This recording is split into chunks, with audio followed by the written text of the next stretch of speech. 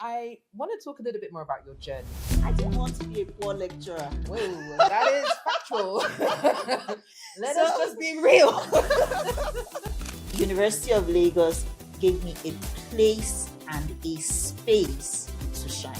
Just send an email. Send an email. No, not send an email. Send many emails. Pharmacists and a scientist. There's a whole debate of are pharmacists scientists and are you a scientist? Yeah, I have a lot of fun with science. STEM, science, technology, engineering, and math. We listen to your podcast and, we engage on LinkedIn. Students engage and it kind of like gives them an insight. We're in for a wonderful drive because I think you're doing excellently well. Welcome back to the Monday Science Nigeria special series. I am so excited. I'm really trying to contain my excitement because our guest is somebody that I admire a lot. I think she's absolutely amazing. She's a pharmacist. That's one thing we connect. We connect over several things. She's a pharmacist, an academic, PhD in pharmaceutics, just an amazing person. Here today we have Dr. Margret Ilumuyanya. Dr. Margret, how are you today? I'm doing well. Thank you so much, Bahijja, for having me. I'm very excited to be here. Any excuse to discuss science and to discuss our journeys is always a welcome one. This is it. And what I love is we only officially met last year.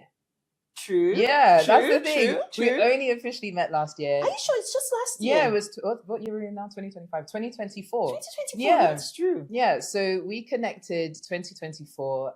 We were connected by Professor Gloria Ayola at Unilag, who had completed a program at King's College London as a visiting professor. And then I was talking about wanting to work a little bit more closely on this UK-Nigeria knowledge exchange and just trying to find commonalities, and then also wanting to deepen my work and understanding in Nigeria as well. And Dr. Margret was recommended, and then we applied for a grant. We were successful. Actually, Professor Ayola said, "Oh, Dr. Iluma, there's somebody that is a workaholic just like you. I'm sending an email and I'm sure you will respond." And I go, I don't work that hard. I know, I felt attacked. But I think that's why we have gotten on so well, because we understand and we get it. And I think also there's a deep, I'll also speak for myself, there's a deep found, just a deep respect for everything that you do and everything that you stand for. And also one thing I really admire about you is that you are a doer, and you're not just somebody that says something, but you actually do with impact. And since meeting you, and yes, it has only been a little over 12 months, but that's also inspired me to make sure that I'm not just saying I want to do something, but I'm actually following through and doing, because I feel accountable to Dr. Margret. So we've done our little appreciation speech. Yeah. So firstly, thank you for agreeing to be part of this series. And I'm really excited to interview you. So I'm going to ask you just some core questions that it's just to let people know a little bit more about you. So to start, how would you describe what you do in your own words? Yeah, I have a lot of fun with science. I'm a product developer and I'm also a teacher. And I think those two intersect in developing good science and mentoring pharmacists to develop products, not just for their own use, but also to look at breaking the barriers of science in a way that will enhance product development for Africa's needs and Nigeria's needs. So that's basically what I mean. You're just amazing. Sorry, this whole episode is just going to be me staring at Dr. Margret going, it's just amazing. But yeah, and I think, one of the things that I love about being a pharmacist is that, pharmacists, we speak the language of several disciplines. Mm-hmm. And then there's also, we've got the different disciplines of pharmacy, and both Dr. Margret and I are in pharmaceutics. And pharmaceutics, the core of that is the science of dosage form design. So we like to make things with a patient focus. And that's, definitely, I think, one of the great things about being in pharmaceutics. And, I think the core of it is to be able to not just create things, because when it comes to pharmaceutical production, we work with SOPs, we work with dossiers, but I like to look at drug development and product development in terms of teaching students and also working towards creating products that are viable in our own unique environment. And that is the core of what I do. Yeah. And that actually brings me on to the next question, which is, what does being a STEM professional in Nigeria mean to you today? It just means it gives me choices being a STEM professional. For people joining and who may not know STEM, science, technology, engineering, and math. So we won't take it for granted that our viewers know that. So when you're able to mix science with tech, and then mix it with some sort of engineering, and when we say engineering, there's also pharmaceutical engineering, and then mix it with mathematics, it gives you options, especially when you look at from the point of view of being a pharmacist. That ability to work with drug products, whether it's in sales, whether it's in marketing, whether it's in what we do by Bahijja, product development, it just gives you options to create a difference in any sphere you look at. I mean, summed it up. Yeah, exactly. That's exactly it. And I think one of the challenges that some people may not realize is that when you're a pharmacist, and a pharmacist and a scientist, there's a whole debate of, are pharmacists scientists, and are you a scientist only because you've done the PhD and the extra? We're not getting into that politics. I don't have the bandwidth. But I think we are uniquely placed by being pharmacists first, so we understand that clinical concept, that background, the importance of the patient. They are our end user and our focus. But then also, how do we look at the science to get us to be able to help the patient? So that true thing of bench to bedside, which is something that I know you have at the forefront of your mind. Correct. I was very privileged right out of school to actually work in hospital pharmacy. So I have a clinical pharmacy, hospital pharmacy background. I worked in the hospital for 8 years before transitioning to academia. So, and one of the pivotal moments for me in hospital practice was to be able to use compounding pharmacy to create products for people that needed some products that were not commercially available. And while I worked as a clinical pharmacist, I also mentored and started off HIV services in the facility where I worked. So we were also able to interact with people living with HIV and AIDS, and specifically women living with HIV and AIDS. And Bahijja, one of the things that struck me was the fact that we would have clients that were not HIV positive, the women that would come to the clinic and request for pre-exposure prophylaxis, post-exposure prophylaxis, because they were afraid of contracting the virus from their significant other. And at that time, we didn't have things that they could use for prevention, except, of course, actually giving them the medication, even when they were not HIV positive. So this is one of the things that formed the core of my early research, development of HIV prophylactic gels, which I was very lucky to get funding from the NIH to carry out. So there is that connect of the patient to what we do as product developers with the PhD in pharmaceutics is critical and has been a very important aspect of my journey. That's amazing. And that whole, like what you've just shared with us, and thank you for that, is so much around the importance of mentorship, the importance of even, so one thing I forgot to add is that, I just realized, even when you said about your experience in hospital pharmacy, I also trained in hospital pharmacy. We're stalking each other. What's happening? But that thing of you firstly mentoring, and how do we mentor not just the other students or the other pharmacists and scientists, but also, dare I say, mentoring the community so that they know that there are options available to them. And then from the experience, the need or where the gap was almost identified by the community telling you. Exactly. And then letting the community even know what you as a pharmacist can offer. Yeah. I mean, when I look around, you see hospital pharmacy and hospital pharmaceutical services I wonder how many hospital pharmacies actually offer compounding services. Right. Because that for me was where the entire journey started. Right. And you see, when you offer those kinds of services, you're now interacting with the community because you are meeting a direct need. So that transition from the hospital practice down to research is relatable because you know what the patients want, you have an idea of what the need is. So in the innovation space, you're working because you have identified a need, not just working to, publish or, develop things that are not tailored to the needs of your immediate environment.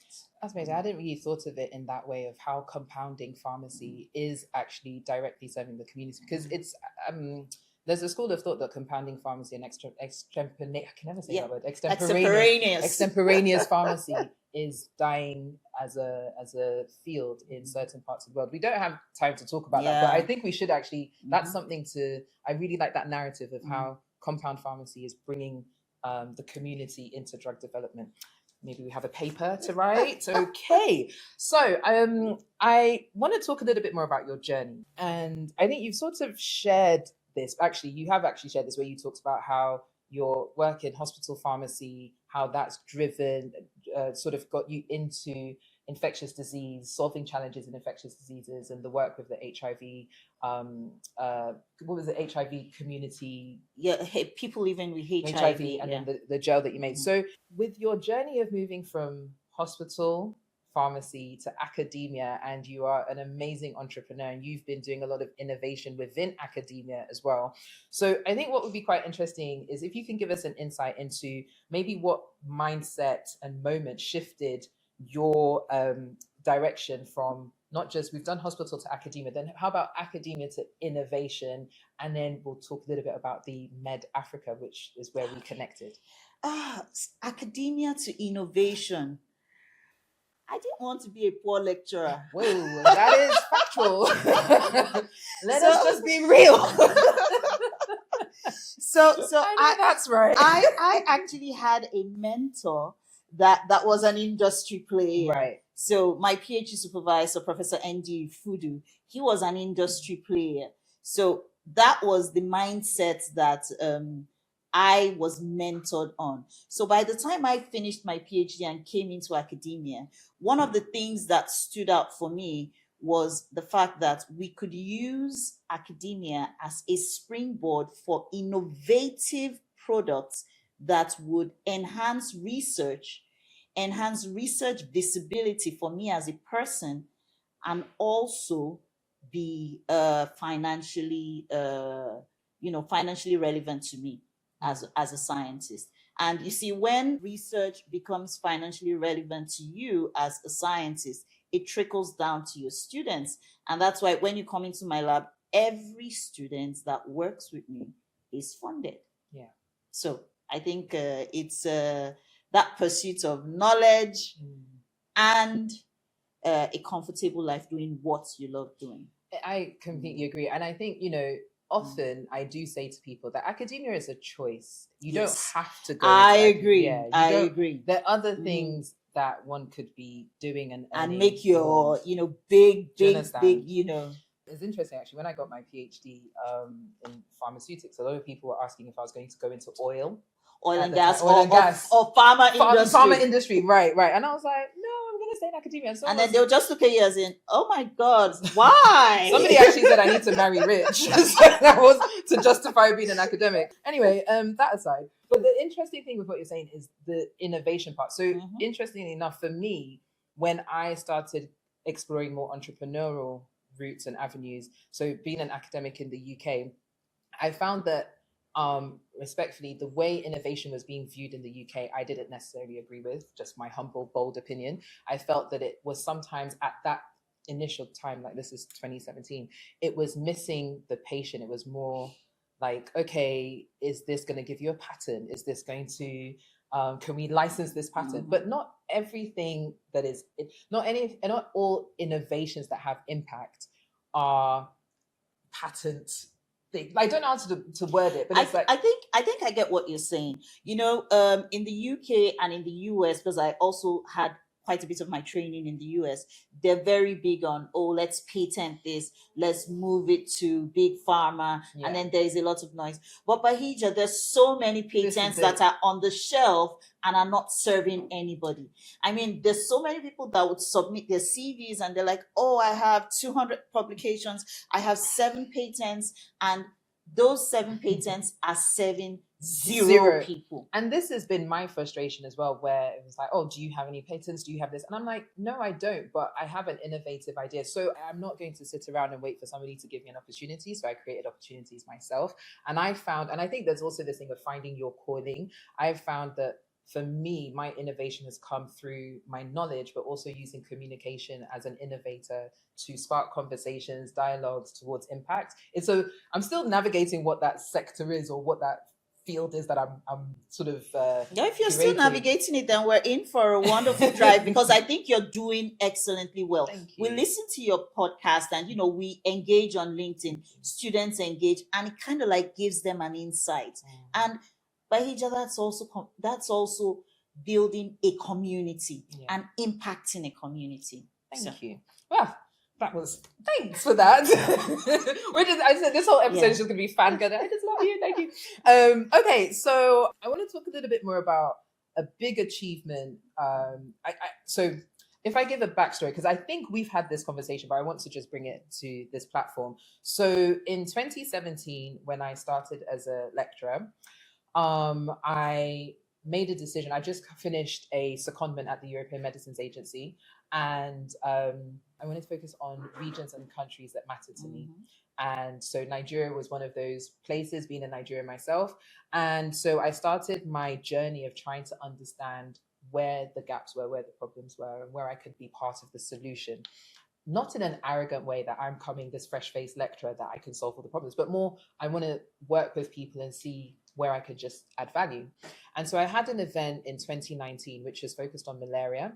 And it was Malaria in Africa, What's Next? And we had a 2-day session where we looked at what the problems were and then the solution. So there were a couple of problems that were identified that has linked us to why we've ended up meeting last year.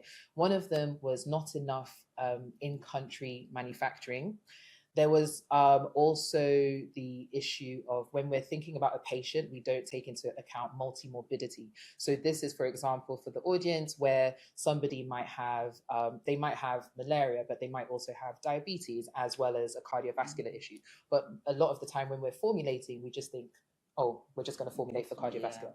But the big issue of not enough in-country and local manufacturing in Nigeria also stemmed into how we have issues with fake medicines, because if we're importing a lot of the medicines, then it means that you're not having that different level of scrutiny. And then also, additionally, if you're not having enough in-country manufacturing, you're also having even greater risk of brain drain, because you have Nigerian scientists, people who've done their masters, PhD, whatever, but then when they want to use those drug development skills, and they have to go elsewhere. They have to go elsewhere.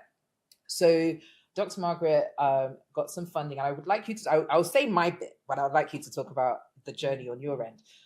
So she's got funding for a good manufacturing practice lab, GMP lab, called Med Africa, which is the first of its kind in West Africa, if I'm correct. Correct. And this is all down to this amazing woman here who's so humble and, you know, just is so busy trying to do everything else that you probably don't get maybe some time to just sit in that as an achievement. And I would just love if you could just share that Med Africa journey, because that's what actually brought us together. And when I was reading about you, I was like, oh my gosh, hello, best friend, which I'm so glad we're here.